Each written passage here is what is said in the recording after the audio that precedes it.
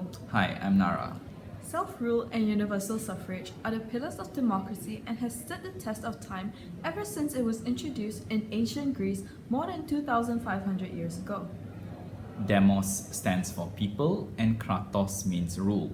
Thus, an elected government can govern its people with a legal mandate, as its people have shown their willingness to be ruled and will be held accountable for their inefficiencies with the prospect of being booted out of office in the next cycle of elections.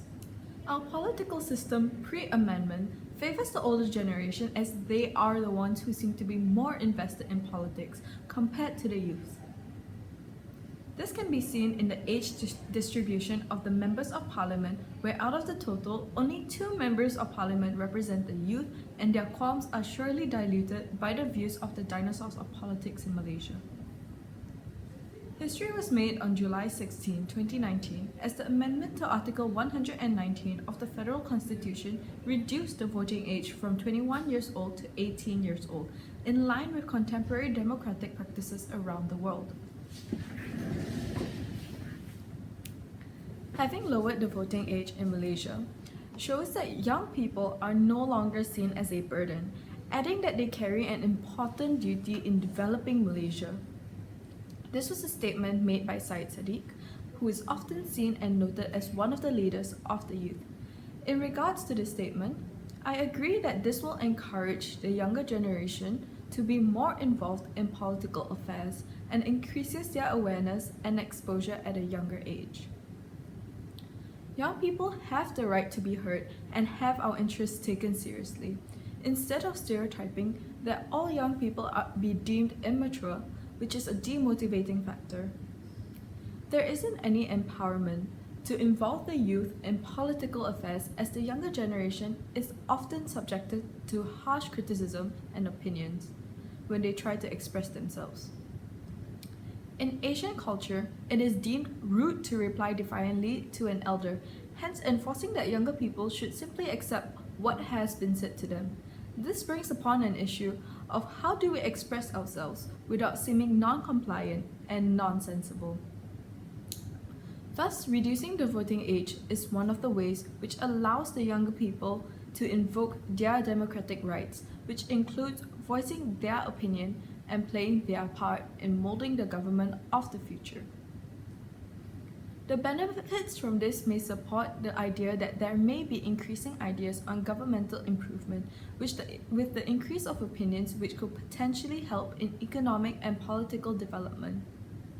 The young are deemed to be lacking patriotism, but how are we expected to feel that we are involved in nation building if we are excluded from the democratic processes, such as casting our vote? The trust placed in the youth to vote for our future does give a sense of acknowledgement that the youth are important in steering political direction, instead of being sidelined and feeling powerless while the adults play the political game of chess. Then again, the elders' reluctance to relinquish power to the young is understandable, considering that the eventual growing importance of the views of the younger generation by enfranchising them dilutes their importance in contributing to nation building. It should not be seen as a competition of significance between the views of the young and the views of the experienced. Hand in hand, the perspective of the younger generation is vital, as the governmental policies of today is laying the foundations for the prosperity of tomorrow. Growing up in the information-laden age has drowned the young. Too many choices, too little resources is a way of life as they navigate the stormy waters of adulthood. On paper, this should make it easier to make more informed choices. However, in real life, the more choices we are presented with, the more confused we get. This has reinforced the general belief that the young are fickle-minded. Although true that the younger generation are more educated, and combined with the power of information at their mere fingertips as compared to their parents' and grandparents' generations, the ability to discern from the truth from propaganda is still underdeveloped. In fact, this wealth of information can be a drag at times. This is reflected in their distrust of social media. The research and management consultancy firm Perspective Strategies polled a total of 2,021 Malaysian students in higher education from all over the country, primarily aged between 19 to 23, and found only 9.2% trust social media as a source of information, in contrast to their parents and relatives, where 72.9% trust their social circle. And as we are aware, misinformation fed to the older generation today is as rampant as ever, cementing the notion that faithfully trusting the parents is compounding the problem. As the adage goes, it is the blind leading the blind. Young Malaysians make decisions about their career options, finances, and purchases based on their families' and friends' recommendations and advice. When making a purchase decision, 77% will seek their parents' advice and 80% will ask their friends' opinions prior to pulling the trigger. Even bleaker, 62.3% of young Malaysians will need to obtain their parents' consent before accepting a job offer. Even to decide the fairly temporary direction they take in life would need the input and blessing of their inner circle. So what more of the responsibility vested in oneself to cast their vote objectively? More likely, they will be influenced to sway one way or another from what their parents tell them to do in the run-up to the elections. Zaglovitz argued that by allowing the young people to vote, it may jeopardize the value of the vote due to the young voters' lack of knowledge of political issues. The negative impact of lowering the voting age is that it will risk the quality of the vote. Choosing who to vote for carries the burden of electing the stewards of the entire nation and can be distinguished from the fact that the young have reached the age of majority and are thus able to marry, buy a house, or able to be held criminally liable. Why so, you ask? The decisions you make, you are merely responsible for yourself and a small group of others influenced by it. On the other hand, the right to vote is a heavy burden and should never be underestimated, as the young is expected to abandon their individualistic tendencies and adopt a more nationalistic view. The mere suggestion that word of mouth between families and friends remain as the most trusted source of information even for this digitally savvy generation influences the belief that they lack the acumen to be politically astute at this point in time. As seen between the 12th general election in 2008 and the most recent 14th general election in 2018, social media became a significant platform utilized by the tech-savvy youngsters as information is easily accessible. An example will be viewing election campaigns, which in return encourages the youth to learn more about the competing parties from the tip of our fingertips. As a result of this, there was an influx of voters registered ranging between the ages of 21 and 39. And as a result, broke Barisan Nasional's winning streak in 2018. This does not mean to say that this historical event occurred solely because of the younger generation, but it does contribute to what had happened, as the youth consisted of 40% of the population that voted, and 80% of them had voted for Pakatan Harapan and PAS. This only proves to show that we are aware of the political situation and are willing to take the initiative to learn at an early age, which can be seen as advantageous, especially when corruption in the government was blatantly exposed the same year in reference to the 1MDB scandal. Approaching politics with an open mind is better than having the older generation blindly supporting the parties that they have supported for decades and becoming loyalists in all but name. Having reduced the voting age will result in a 50% increase in voters, approximately 7.8 million new voters in the upcoming 15th general election, and from the previous elections can be seen as advantages in voting. One might argue the reason why the young seem to be politically apathetic is because they are still in school or university and have no time to be politically active. However, recent developments in political movement among students has shown that this too, given time, will exponentially improve and expose the younger generation to participate politically from a tender age. There has been bipartisan support in enhancing education amongst the youth as early as primary school age in politics and democracy. As we know, a bud will blossom to become a flower if nurtured and given time. The young are known to be enthusiastic and curious. Young people who participate actively in their community from early on are more likely to become engaged citizens and voters. However, a survey in Cameroon showed that 80% of Cameroonian students practice passive politics, meaning that although they actively follow their political events, especially during elections, during which they follow candidates on social media and watch debates, this passive activism does not always translate into formal political engagement and commitment from young people. As per a Merdeka Center survey in 2008, which polled 2,518 Malaysians aged 20 to 35 years old, 64% of youths were found to have an apathy towards politics, believing that their vote will not make a difference in influencing governmental direction.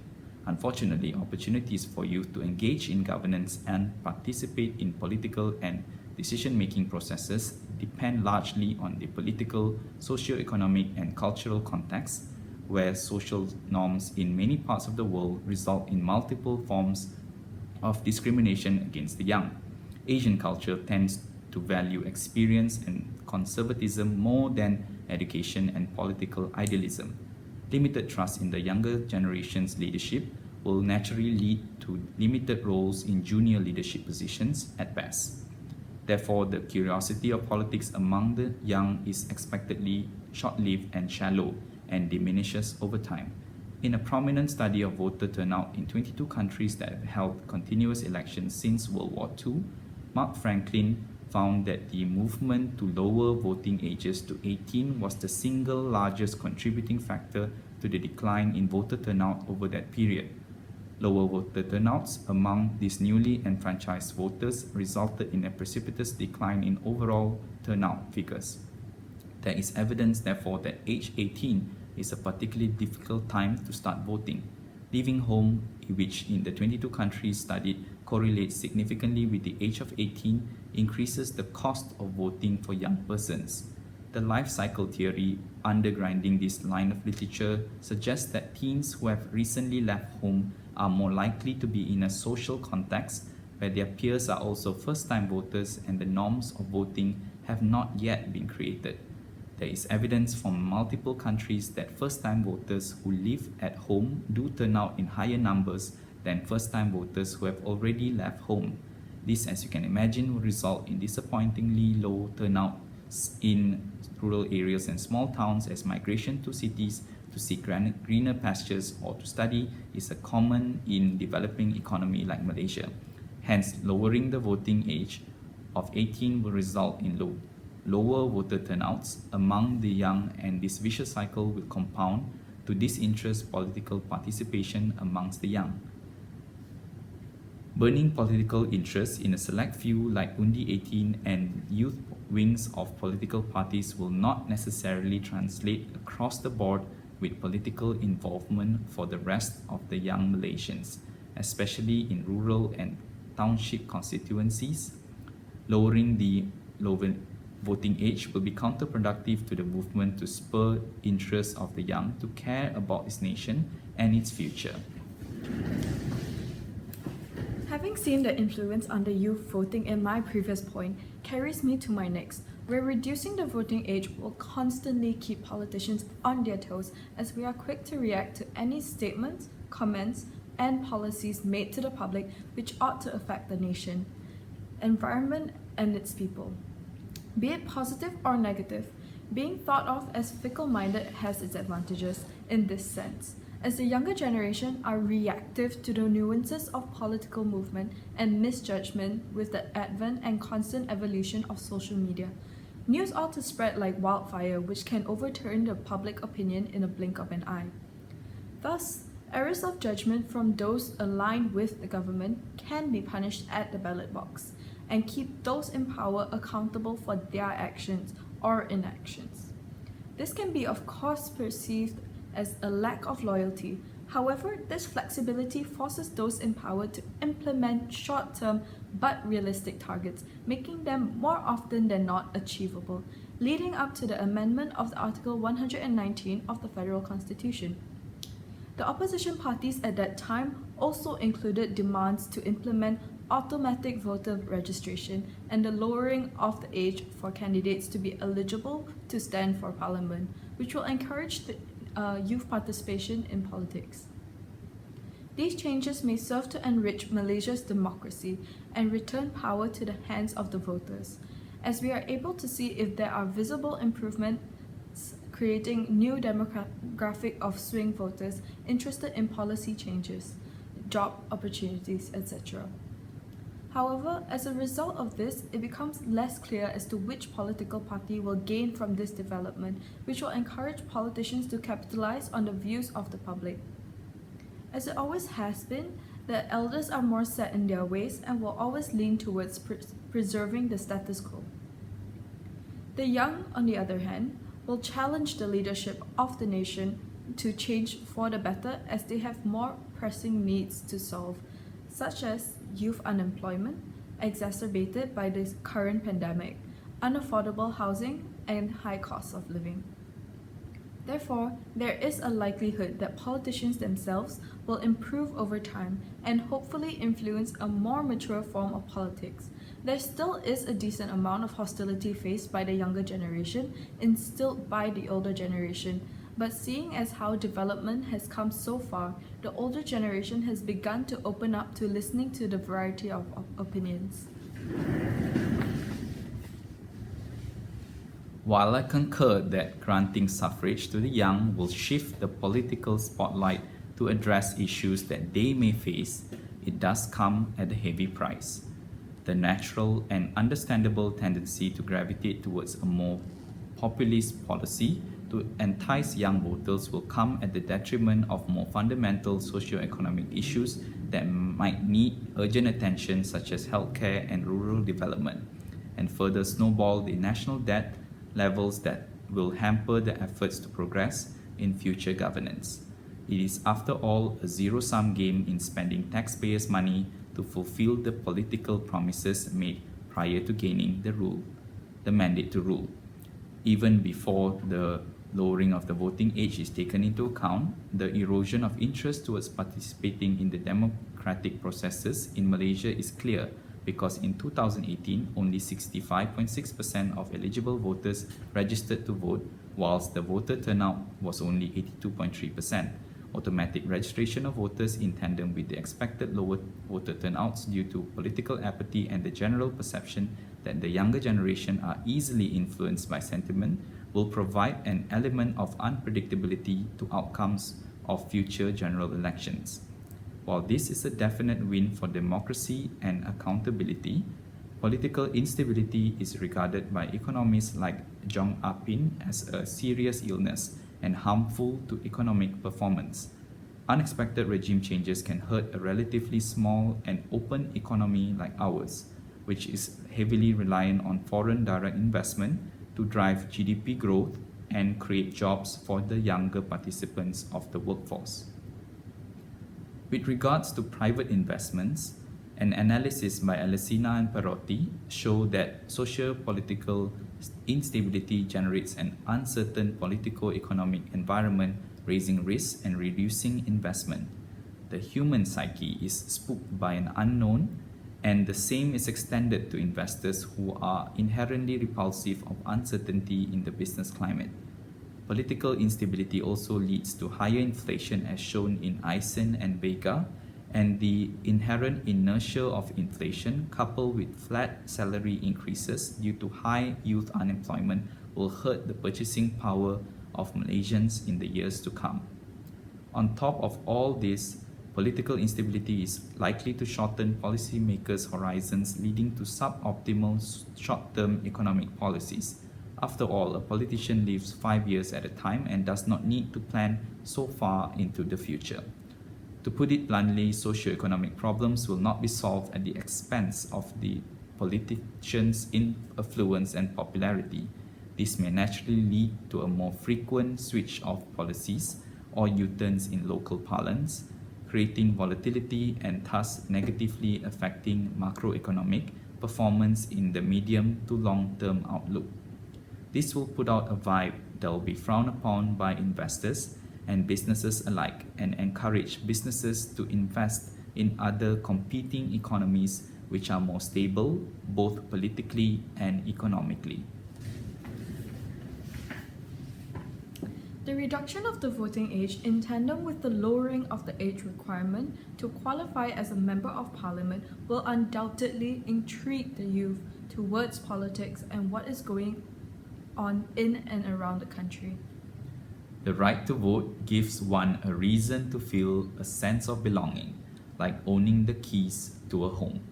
While it is refreshing to encourage suffrage of the younger generation and trust that this will lead to a better and brighter Malaysian future, the onus is now on the government to educate the school children of today on their political responsibility and its future impact and place the trust on a free and impartial mass media to allow the young to start believing in the country and its leaders.